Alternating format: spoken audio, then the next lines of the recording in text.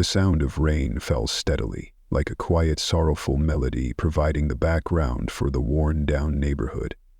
On the cracked sidewalk in front of Bun Boss No. 17, raindrops collected in small puddles, reflecting the dim glow of the streetlights like faded memories. Under the faded awning, streaked with red and yellow, droplets splashed like weary little dancers, struggling to keep up with their final performance before the curtain fell. Lucas Brandt pulled the hood of his charcoal gray coat tightly over his head, his shoulders hunched as if trying to avoid attention, or perhaps trying to hide from the illustrious past he had built.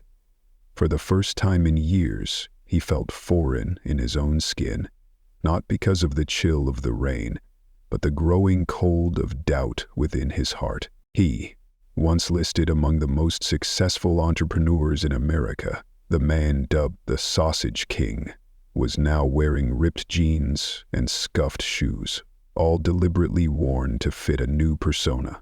Cheap sunglasses and a practiced Midwestern accent, hours rehearsed in front of a mirror, completed the perfect disguise for a man named Luke Barrett. No more spotlight, no more media praise. Just a man in search of the truth, and that truth had brought him here. A small storefront wedged between an old laundromat and a dusty pawn shop. Bun Boss No. 17, one of the original 20 stands from the early days of his empire, had now become a thorn in the side of his recent financial reports. Sales remained steady, customer traffic hadn't dropped, yet profits were quietly vanishing like mist in the morning wind. 3 financial analysts had combed through the books. Everything was normal, but Lucas didn't believe in normal. He had once sold hot dogs off a cart in the sweltering summer, counted every penny. He knew the numbers, every single cost, and this didn't sit right. Not wrong in a way you could pin down, but wrong in the way you just feel it, in your gut, like someone was siphoning off the life of the place, so subtly that it all looked like natural decline.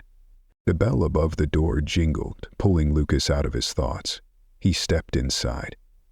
The warmth of the shop wrapped around him, a soft embrace after the cold rain. The smell of grilled sausages, fresh buns, and a hint of sweet ketchup stirred something deep within. A nostalgia for the early days, when everything had been simpler, more honest. Only 3 customers sat at the counter, office workers grabbing lunch on the go. Behind the counter stood a man about Lucas's age, gray-streaked hair tied back in a short ponytail, with a simple name tag, Danny. His eyes were marked with deep lines, though it was hard to tell whether they were from laughter long gone or worries that never left. Lucas quietly took the last seat, its worn red leather showing signs of thousands of stories. Danny approached, notebook in hand. "What can I get you?" he asked, his voice low and tired. Lucas responded with a feigned uncertainty. "First time here. Got anything special?" A faint smile flickered on Danny's lips, barely lifting one side, more reflex than true joy. "Everything special, otherwise this place wouldn't still be standing." His voice held a bitterness he didn't bother to hide. "How about a Chicago style?" Lucas suggested. "Good choice. Coffee? Black." Lucas nodded. As Danny turned to prepare the food, Lucas's eyes wandered across the shop. The equipment was clean, but old. Promotional posters on the walls dated back to 2 campaigns ago, long overdue for replacement. The tip jar held only a few coins.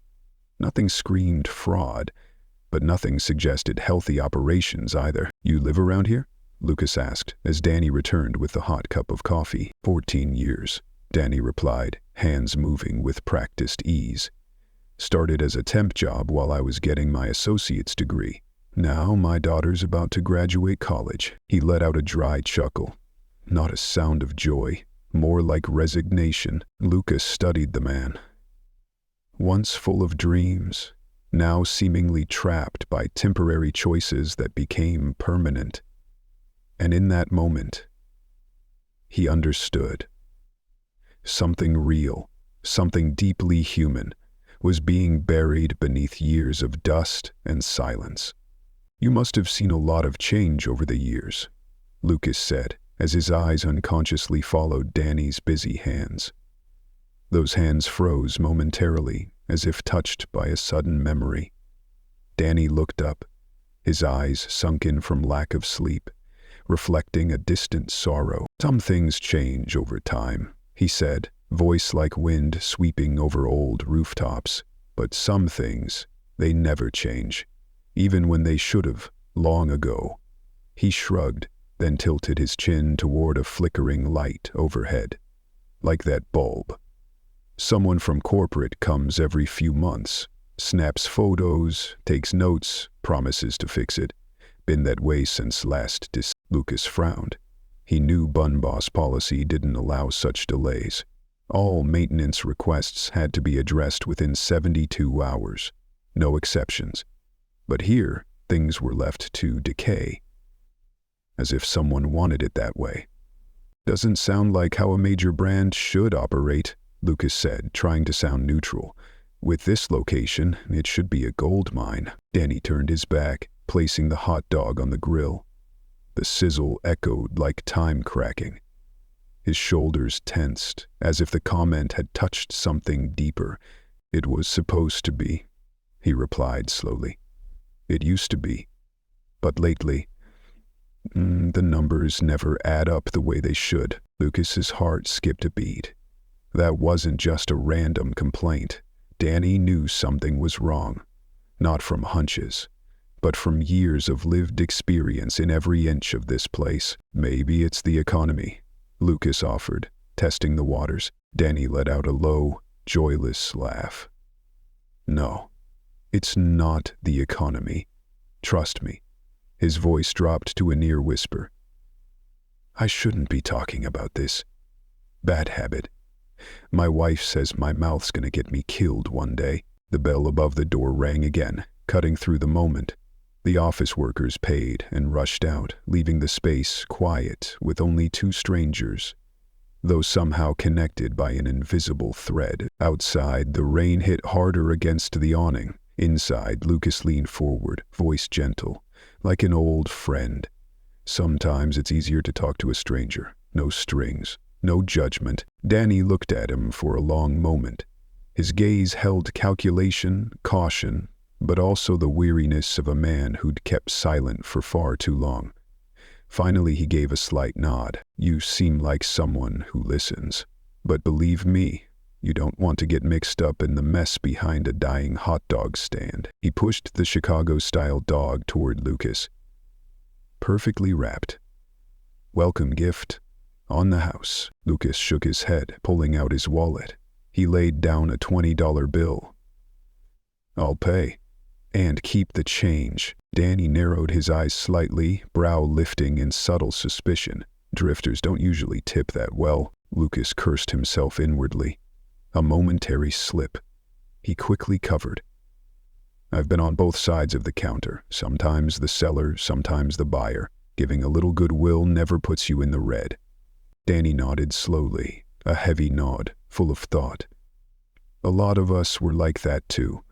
Went full circle and ended up right back where we started." He glanced toward the kitchen, then turned to Lucas. "Hey Luke, if you're really interested in hearing a strange story, come back at closing time.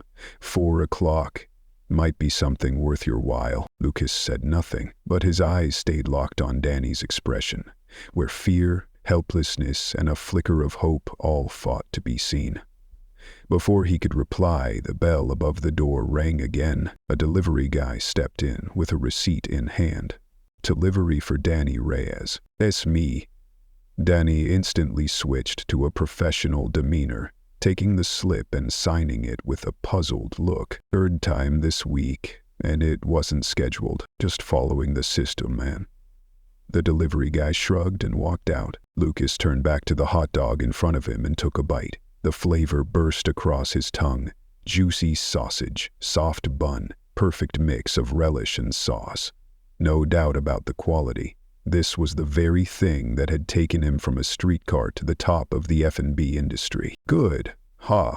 Danny asked, this time with a hint of genuine pride in his voice. "Perfect," Lucas replied, no trace of pretense. You obviously care about the details, always have. Maybe too much. Danny wiped the counter a little too hard, as if trying to scrub away something he couldn't quite see. My wife says the same thing. Then he looked up. You married, Luke? Lucas shook his head. Divorced, a lie within the disguise. The truth was, he had never been married. Bun Boss had been the only union he ever fully committed to. Smart move, Danny chuckled, humorless. Least. When everything falls apart, the only one who gets hurt is you. Lucas watched him closely. The man was carrying something. A burden. A secret. And maybe, to him, a stranger was the only chance to finally speak. This place used to be something special, Donnie said, voice soft like he was talking to himself. Families, young couples, kids, everyone used to come by. Now it's just me, watching over a pile of ruins no one cares about anymore. Well? Lucas asked, setting down the hot dog. What do you think is happening? Donnie's eyes darkened. For the first time, he looked straight at Lucas, because someone's draining the life out of this place. Bit by bit, like they're trying to kill it, but make it look like it's dying on its own. A chill crept down Lucas's spine, not from the rain outside, but from the truth that had just been exposed. A knife hidden in the dark. A conspiracy from within. The bell rang again. A group of noisy teenagers walked in. Danny immediately snapped back into his cheerful chef role, greeting them with a perfect smile. Lucas stood and walked out into the gray rain. But his mind wasn't in the present anymore. Danny had planted a seed of suspicion and resolve. And Lucas knew.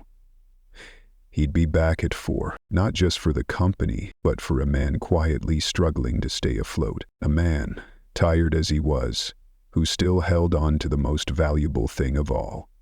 Integrity. Lucas spent the rest of the afternoon in a coffee shop 3 blocks away, shoulders hunched under the harsh yellow light, in front of a cheap laptop he used only for things that left no trace. On the screen were spreadsheets, miscellaneous expenses most people would overlook, but to Lucas, the man who had built an empire from pocket change, everything stood out as warning signs of an approaching collapse. His suspicions were right. Orders were being charged at prices 30% higher than market rate. Maintenance costs were inflated for equipment still under warranty. And strangest of all were recurring consulting fees. No details on who was being consulted or about what. When Lucas returned to Bun Boss No. 17, the clock struck exactly 4. The closed sign was already hanging on the door. Danny was wiping down the grill with an old rag, movements stiff and repetitive, like he was trying to calm himself. You actually came back, Danny said, his voice a mix of relief and unease. I'm a curious kind of guy, Lucas replied, sitting in the same worn chair like he had never left. And you look like someone who needs to be heard. Danya tossed the rag into the sink, leaned against the counter, and exhaled deeply. Want another dog? This time it's really on me. Lucas understood this wasn't hospitality. It was a way for Danny to keep his hands busy. Because what he was about to say wouldn't come easy. Make whatever the chef likes best, Lucas offered. Danny nodded, quietly grateful for the excuse to go through the motions. He grabbed a fresh sausage and began preparing a dog Lucas recognized immediately, the Texas Ranger, the spiciest one on the menu. The smell of hot chili peppers filled the air, stinging the nose. Whenever I need to stay sharp, I make this one, Danny said, like he was revealing a personal secret. Too spicy to think about anything else. For a while, the only sounds were the sizzle of the grill and the quiet hum of the ace. Lucas waited patiently, not pushing, letting Danny find his way into the story. I've worked here for 14 years, Danny began, eyes fixed on the grill like he could see his life reflected in it. Back when the original owner ran it. His name was Ike Hoffman. Good man. Taught me everything. Said if I stuck with it, this place would be my retirement. He let out a dry, humorless laugh. Then Bun Boss bought us out. They promised nothing would change. At first, they meant it. Things even got better. Steady supply chains, new equipment, streamlined processes. But then, about 4 years ago, things started shifting. Lucas kept his face neutral, but internally, every muscle tightened. At first it was little stuff, Danny continued, flipping the sausage expertly. Late deliveries, delayed repairs. Then strange charges started showing up. I thought it was just corporate cost-cutting. That's what I used to think too, Lucas said. Rocky carefully prepared the bun, spreading mustard like he was painting something important. But then I started tracking the numbers myself. Sounds weird, but my dad was an accountant. I know how to read a ledger. And what I found, he paused, glancing toward the window. The shop was still empty. He lowered his voice. Someone's skimming money. They're fabricating expenses, charging for orders that never came, filing reports for work that was never done. And when I tried to report it, suddenly the system glitched. Emails wouldn't send. Calls went to voicemail. No one ever got back to me. Lucas let out a slow breath, anger simmering beneath his calm surface. How convenient, he muttered. Too convenient. Danny nodded, then slid the finished hot dog toward him. Then, I got this. From under the counter, he pulled out a plain white envelope. Inside was a single stiff card, machine printed. This stand is going under. Don't stir the water or everyone drowns. When did you get this? Lucas asked, voice cold as steel. 3 months ago. The day after I called regional management directly. Danny swallowed hard. Then, a black Audi started parking across the street every early morning. No one ever got out, just sat there, watching. Did you report it to the police? With what? Danny shrugged. An anonymous note? And some vague suspicions? I've got a daughter in college. I'm raising her on my own. I can't take that kind of risk. Lucas stayed silent, biting into the hot dog. The heat rushed up his nose, snapping his mind into razor-sharp focus to survive. Do you know who's behind all this? Danny hesitated for a moment. Then he looked straight at Lucas. You ever heard of Treetop Ventures? Lucas nearly choked. That name hit him like a punch to the gut. Treetop Ventures, the investment firm founded by Trevor Phillips after leaving Bun Boss. Once Lucas' best friend, the man he had been forced to remove from the company for erratic behavior and heavy drinking. Danny continued, unaware of the storm inside the man sitting across from him. They started small. Contracts for napkins, cleaning supplies. Now they've taken over almost everything. Delivery, maintenance, equipment. And every time they take something over, costs go up, quality drops. Lucas kept his emotions in check. Sounds like someone's getting kickbacks. I think so too. Danny nodded. The last regional manager tried to push back. Now he's been transferred to Alaska.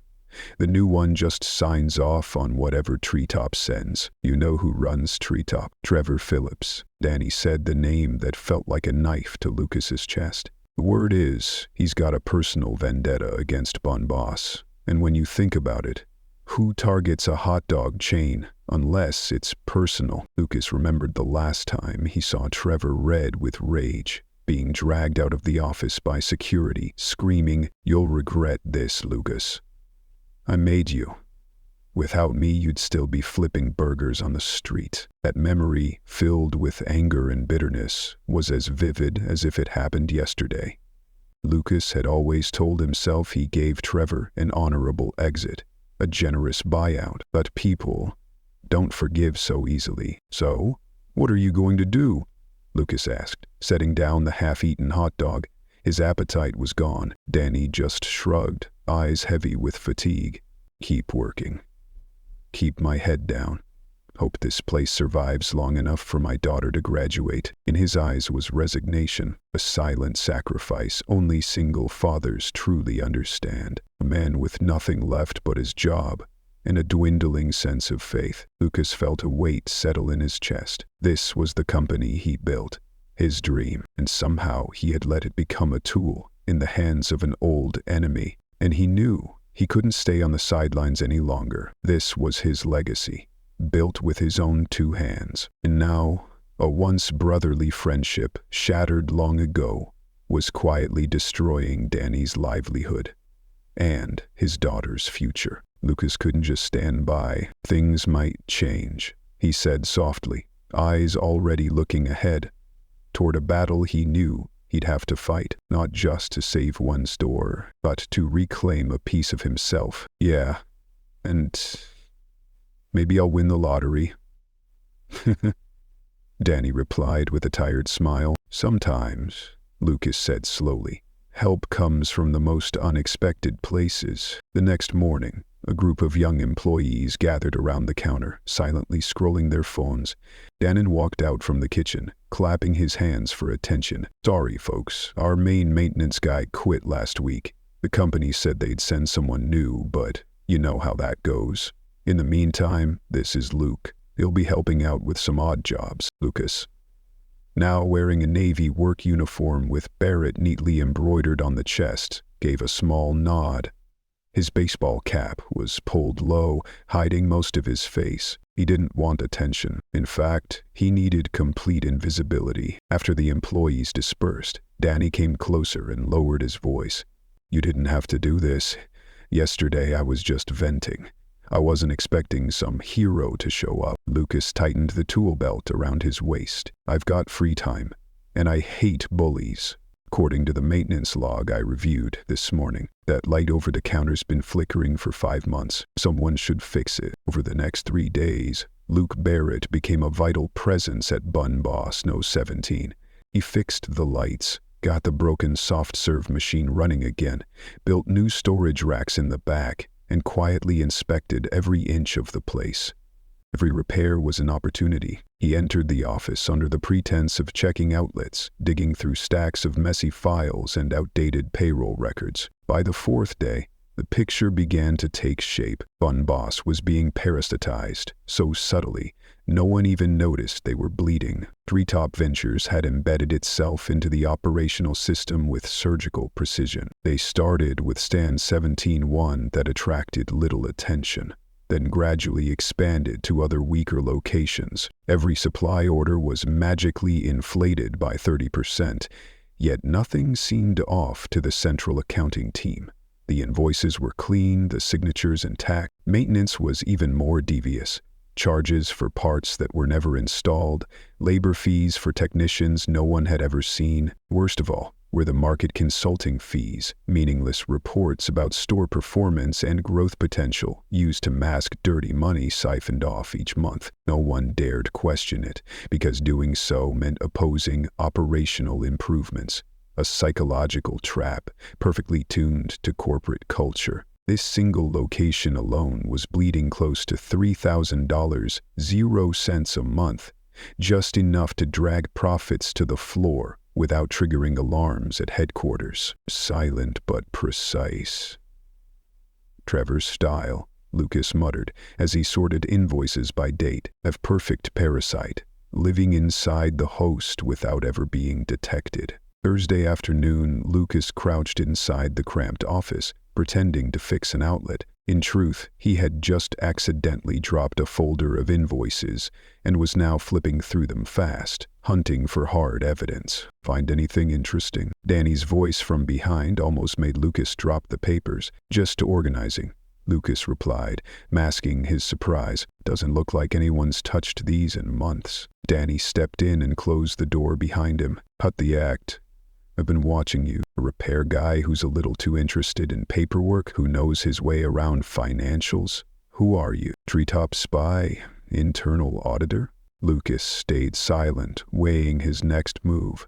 Danny wasn't as simple as he seemed. Finally, Lucas offered a partial truth. Bring to exercise. I'm someone who wants to know what's really going on, and I think I've figured it out. He pointed at a pile of invoices. Mod shipment. Did you receive everything? Danny glanced at the paper. No, only half of it. I filed a report, but no one ever responded. Sent it to the regional manager and directly to the supplier. Both ignored it. Lucas nodded. What about the maintenance invoice for the new fridge? We never got a new one. They just patched up the old unit and charged us as if they'd replaced it. Lucas gathered the paperwork. Someone's built a flawless money siphoning system. Looks legit on paper, but the real value never comes back. Danny's face darkened.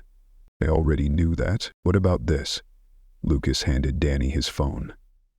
On the screen was Bun Boss's internal org chart, with an extra layer of data only accessible by users with special clearance. Take a close look. Key roles in the supply chain are filled with treetop people, purchasing managers, 3 regional maintenance coordinators, even an accountant at HQ. All previously worked for treetop subsidiaries. Danny was stunned. This is bigger than I thought. It's not just this location. At least 12 other branches, probably more. Lucas looked him straight in the eye. Trevor Phillips is playing a long game. This isn't just about money. This is revenge. Slow, methodical, and painful. Danny stared back. How do you know that for sure? Lucas took a deep breath. It was time to reveal a piece of the truth. I used to work in high-level finance. I've seen patterns like this before. This isn't business, it's personal. Before Danny could ask more, noise came from the front. A delivery truck had just pulled up. The logo on the side belonged to a Treetop Ventures subsidiary. Act natural, Lucas whispered. I need to see this for myself. They stepped out of the office. A burly driver stood waiting, invoice in hand, clearly impatient. Delivery for stand 17, sign here. Danny took the invoice. But this time, he knew a pair of eyes was tracking every number. It says here 10 crates of premium pickle relish. Danny muttered, scanning the list. We used only 2 last month, and that's enough to last nearly 6 weeks. Why would we need 10 now? The driver, a large man with an expression as flat as concrete, shrugged. Not my problem, buddy. I just deliver what's on the sheet. Signed or not, I still get paid. Lucas looked closer. On the man's left wrist was a tattoo of an oak tree, the subtle emblem hidden in Treetop Ventures' logo, so discreet most would never notice. His heart pounded. The network ran deeper than he thought. Danny reluctantly signed. Where do you want me to store this? Back stockroom, the man replied, already pushing the dolly inside without waiting for an answer. Lucas followed silently, eyes fixed on the man's every move. After unloading, the driver returned to his truck, pulled out his phone, and made a quick call. Even from a distance, Lucas caught a clear phrase. The repair guy's still there. That night, in a dim hotel room, Lucas lay motionless, staring at the ceiling as if he could find answers in the cold light above. Guilt gnawed at him. Trevor, his best friend, once the heart and soul of Bun Boss, had been gone for a long time, and the rest was on Lucas. He'd pushed Trevor out of the company, justifying it with a dozen reasons: the drinking, the impulsiveness, the investor concerns. All of it true, but not the whole truth. The ugly truth? Lucas hadn't wanted to share power. He wanted full control, and Trevor, with his wild passion and unpredictable genius, was a threat to the order Lucas was building. What the hell did I create? He whispered into the dark. His phone buzzed, a text from an unknown number. You're getting close, Luke, but the fire's about to start. Someone knew who he really was. That night, Lucas tightened the knot on his Italian silk tie, staring at the mirror. The man reflected back wasn't Luke Barrett anymore, the anonymous repairman. He was now Christopher Stone, a venture capitalist interested in opportunities in food supply chains, a carefully built identity forged to lure Trevor out of the shadows. The rooftop of the Meridian Hotel, where Lucas had arranged the meeting, offered a sweeping view of the city glittering under the night sky. It was luxurious enough to impress, public enough to be safe, and quiet enough for a conversation meant for no other ears. Voice behind him. Mr. Stone? Lucas turned, ready to face the past. But it wasn't Trevor. It was a sharp-looking young woman in a charcoal gray suit. Amanda Weiss, VP of Business Development at Treetop Ventures, she said, offering a practiced handshake. Mr. Phillips sends his apologies. He's on his way. No problem, Lucas replied with a faint smile. With a view like this, I could wait all night. 15 minutes later, the elevator doors slid open, and Trevor walked in. 12 years had changed the man. The once radiant face, full of ambition, was now cold and calculating. His unruly hair was trimmed and flecked with silver, deliberately so. But the eyes were the same. Sharp, clever, always seeming to laugh at something only he understood. "Christopher Stone," Trevor said, offering a handshake.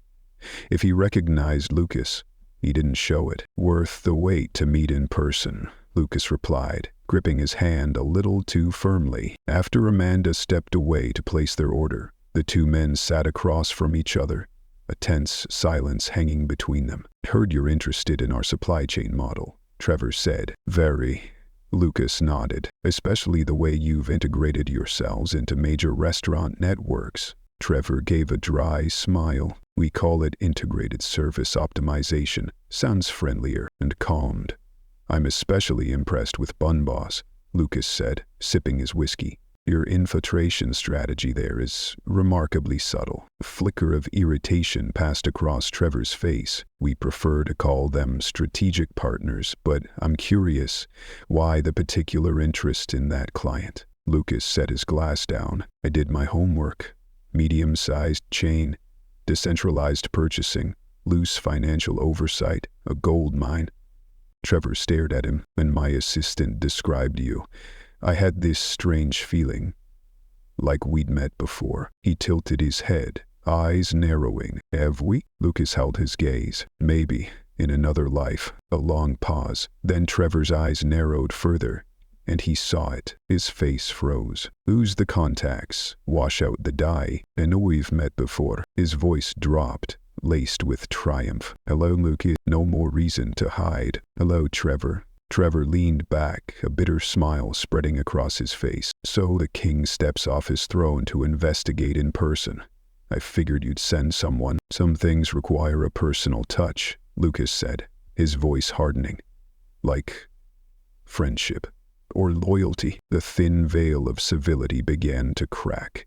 "Or maybe just when your profits are threatened," Trevor sneered. "I know what you're doing. Fake invoices, phantom services, bleeding the company little by little every month." Trevor sipped his drink, eyes locked on Lucas. "Prove it." "I don't have to," Lucas replied. "I'm not here to press charges." "Then what are you here for? To pity the people you trampled on your way up?" The words hit Lucas's pride like a slap. But he stayed calm. "I came to understand. 12 years is a long time to hold a grudge." Trevor laughed, cold and hollow. "You think this is about a grudge?" "No, Lucas. This is justice. Slow. Precise." "Justice for what?" Lucas growled. "I paid you triple your share value. You walked away with millions." Trevor clenched his jaw. "I didn't just lose shares. I lost my creation. And you turned it into a soulless machine." "I turned it into a success," Lucas retorted. "At what cost?" Trevor countered. Do you even remember those late nights when we dreamed this thing up? Food with soul, success with purpose. Do you still believe in any of that?" The question struck Lucas like a blow to the heart. He remembered, so clearly, the sleepless nights, the wild dreams, the pages filled with notes about building not just a company, but something better, something meaningful. And now, before him stood the consequence of his own path. Somewhere along the way, those fiery dreams had shriveled into quarterly goals, growth charts, and reports that made everyone forget why they started in the first place. "It's not fair," Lucas said quietly but without conviction. "We were just kids with big ideals. Reality forced us to compromise." "Reality?" Trevor scoffed, his eyes darkening. "Your reality meant cutting off your best friend when he was falling apart. I didn't need a CEO, I needed a friend. What I got was a cold corporate execution." The air between them grew thick with unspoken history. Two men, living different versions of the same past. "So this is your revenge?"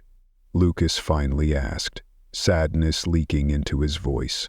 "Bleeding my company dry, one branch at a time." "It's not revenge," Trevor said, gaze icy. "It's a lesson. I'm teaching you what it feels like to helplessly watch something you love die, day by day. The way I felt when you abandoned me." Lucas clenched his fists. What about the innocent people? People like Danny Reyes, a single father trying to put his daughter through college, working at Stand 17. Trevor's eyes flickered with surprise. The manager at Stand 17. One of the victims of your little war. In war, there are always casualties, Trevor said with a chilling calm. You taught me that, Lucas. When you chose Bun Boss over our friendship, did you think about me, my family, my future?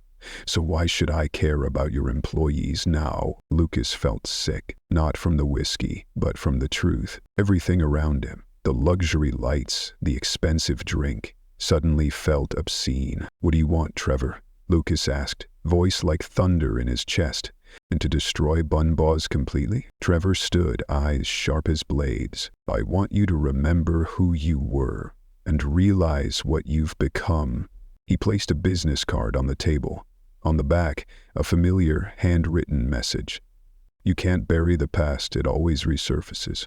Double what you paid me 12 years ago, Trevor said. I'll vanish from your supply chain. But if not, he paused, gaze steady. I'll dismantle everything you built. One store, one employee, one dream at a time. Lucas sat frozen in his hand. The business card was ice cold. In his heart, a storm brewed. The next morning, Lucas arrived at Stand 17 earlier than usual. The war inside his mind still raged. Which road to take? Pay up to save the company, silently accepting moral defeat? Or stand firm on principle and watch people like Danny go down with him? The shop's door was ajar, a bad sign, as opening time was still an hour away. Inside was dark, except for a faint light coming from the back office. Danny? Lucas called out, instincts flashing red. A loud noise erupted from the office, followed by a muffled curse. Lucas sprinted inside. Dan was on the floor, gathering scattered papers in panic. The small wall safe stood open, its contents ransacked. Danny looked up, face pale, eyes wide with fear. Lou, you shouldn't be here. In fact, no one should. What happened? Lucas asked, dropping to help him. Invoices, receipts, financial statements. The very evidence they'd been piecing together were strewn across the floor. Didn't he know? Danny whispered. Someone broke in last night. The security cameras were disabled. They left this. On the desk sat a white envelope. Inside, a stark printed message. Final warning, waters rising. Swim while you still can. When did you find this? Lucas asked, scanning the note for fingerprints. About 20 minutes ago. I always come in early on Fridays to check inventory, but that's not the worst part. Danny, trembling, held out his phone. The screen showed an email from Bun Boss headquarters. Cold and formulaic. Stand 17 is scheduled for a performance review this afternoon. Objective: evaluate asset efficiency and compliance with personnel protocols. It's a trap, Danielle said. They're coming to find a reason to fire me. I've seen this happen at other locations, places where the managers asked too many questions. Lucas felt his gut twist. This was Trevor's retaliation, a message to anyone who dared disrupt the machine. This is my fault, Lucas exhaled. I stirred the pot. And now you're the target. You're just the repair guy, Luke. Danny shook his head. Was any of this your fault? Lucas was silent for a moment. Then he reached into his wallet and pulled out his real ID. Because I'm not Luke Barrett. I'm Lucas Brandt, CEO of Bun Boss. The room froze. Ergo Denny stared at the ID, then at the man standing before him. Shock quickly turned to anger. You lied to me. A whole week, pretending. Playing some CEO in disguise gimmick while my entire future was falling apart. I needed the truth. Lucas explained. Every internal investigation was scrubbed clean before reaching me. I couldn't trust any official channels. Annie stood still, then turned away, as if to hide the pain. Trust is fragile, and for him it had just shattered. Like the documents they were scrambling to collect. I had to see it with my own eyes. Lucas said, voice low. So what now? Danny replied, wounded. You gather your evidence, write a report, and go back to your glass office while we deal with the fallout? My daughter's tuition is due next week. Did you think about that when you kicked the hornet's nest? Danny's words struck Lucas like a hammer. For a moment, Trevor's voice echoed in his mind. About collateral damage, about innocent people paying the price. Was he becoming the very thing Trevor accused him of being, and one who used others as stepping stones toward his goal? No one's losing their job, Lucas said firmly. I promise you that. Danny laughed bitterly. A CEO's promise?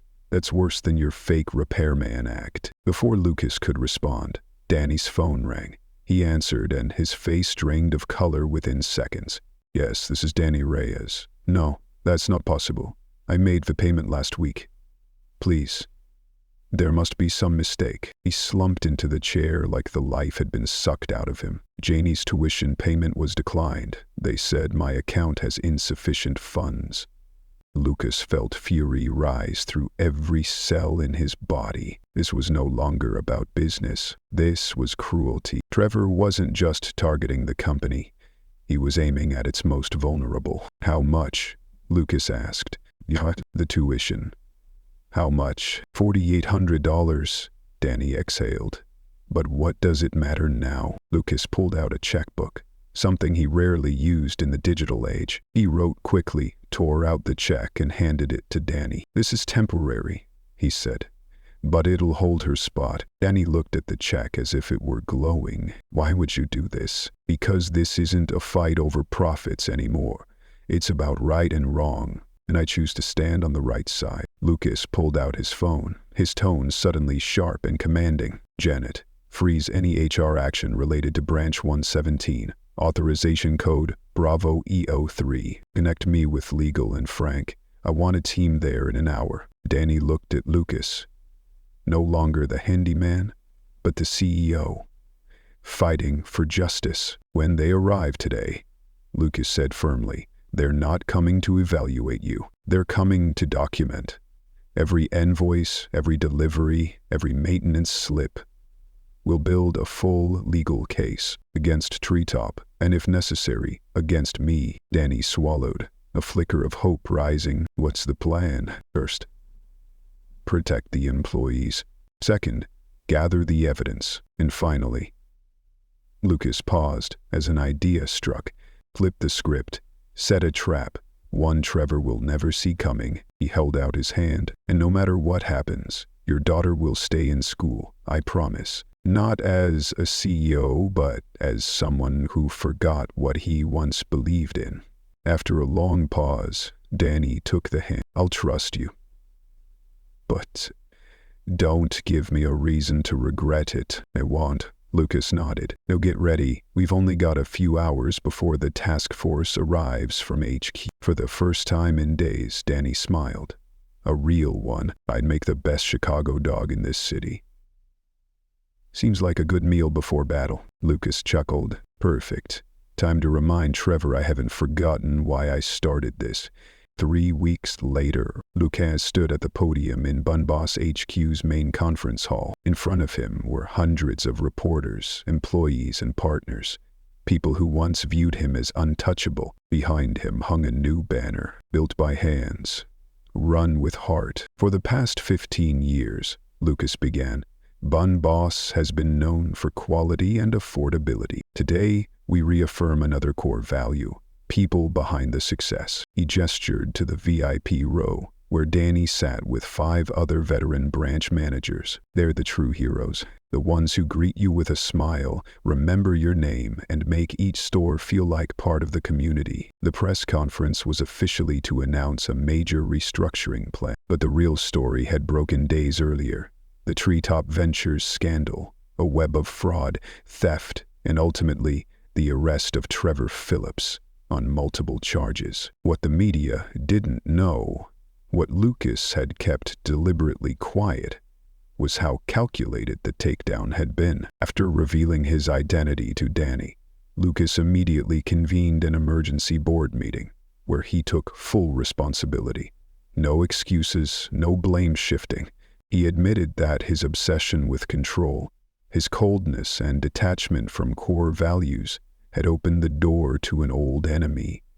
But from that moment forward, Lucas chose a different path, redemption through action. Lucas once believed that forgiveness was a luxury in the corporate world, a place where mistakes were measured in dollars and sealed in contracts. But in the end, he did the unthinkable. He arranged one final meeting with Trevor, right at Bun Boss HQ. Publicly, it was framed as a buyout negotiation. Privately, it was a setup, designed to record every confession, not through coercion, but by luring Trevor into boasting about his own brilliance. And when he did, those very words became the final nail in his legal coffin. The arrest of Trevor Phillips became front-page news. Business outlets called it one of the biggest corporate fraud takedowns of the decade. Under the bright lights of the podium, Lucas scanned the room behind him. The red and gold banner bore their new motto, built by hands, run with heart. For the past 15 years, Lucas said, Bun Boss has been known for quality and value, but today we spotlight a different cornerstone, people, the ones whose sweat built this empire. He turned toward the honored guests, Danny, and 5 veteran managers, wearing new suits, but still carrying the humility of those who once stood behind a sizzling grill. Our first initiative, Lucas continued, is the Community Fund, $20 million, 0 cents, invested into the oldest branches, the foundations of our journey. Second, the Future Leaders Scholarship for employees and their children to pursue education. He nodded toward Danny. And third, a new governance structure. Branch managers will now have official representation in the executive committee. Every voice deserves to be heard. Applause rang out, not for numbers, not for titles, but for something real. Lucas felt it in every heartbeat in that room. After the conference, Lucas found Danny at the refreshment table, awkward in his suit. How's it feel? Lucas teased. Be in the face of Bun Boss's future. Danny laughed. Terrifying. I'm more comfortable behind a stove than a microphone.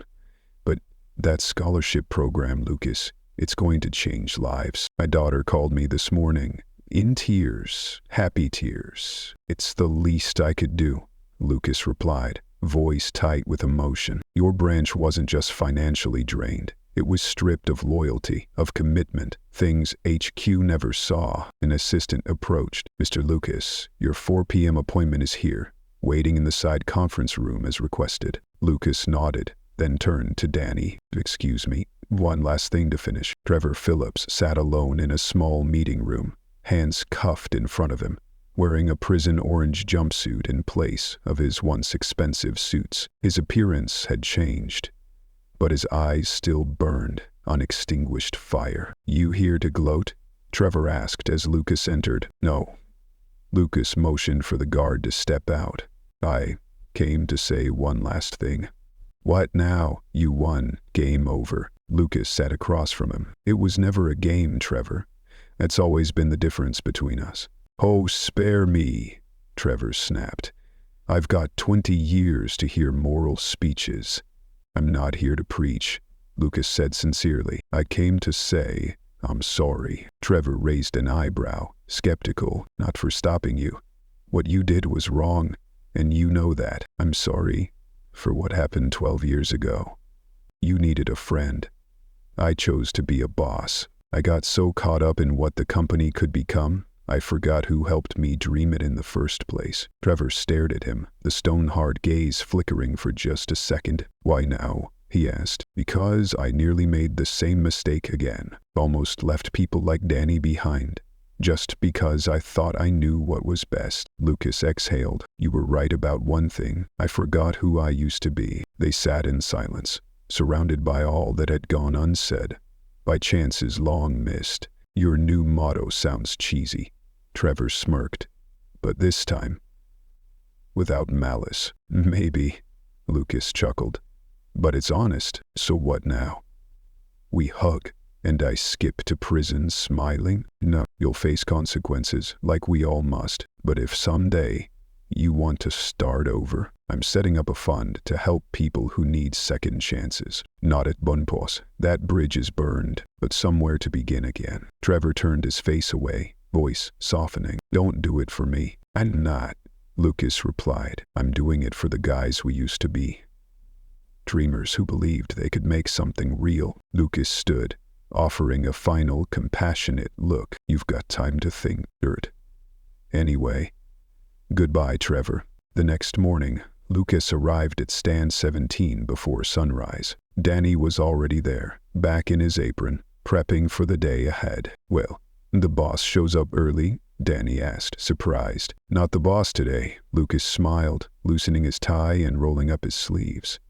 Just a guy who wants to relearn how to make a proper Chicago dog. Which can you show me? Danny laughed, then nodded. Yeah, I can arrange that. Sunlight filtered through the window, casting a soft glow over the two men at the old grill. Once again, building something simple and real. A hot dog, a smile, a new beginning. Lucas bit into the dog he made himself. The familiar taste filled his mouth. But this time it also tasted like a lesson, a hard one, but worth more than any financial victory. Bunboss would grow again, but this time with its feet firmly planted in the ground, its heart remembering why it ever existed in the first place. For a cut, for a friend, for a dream that never truly died.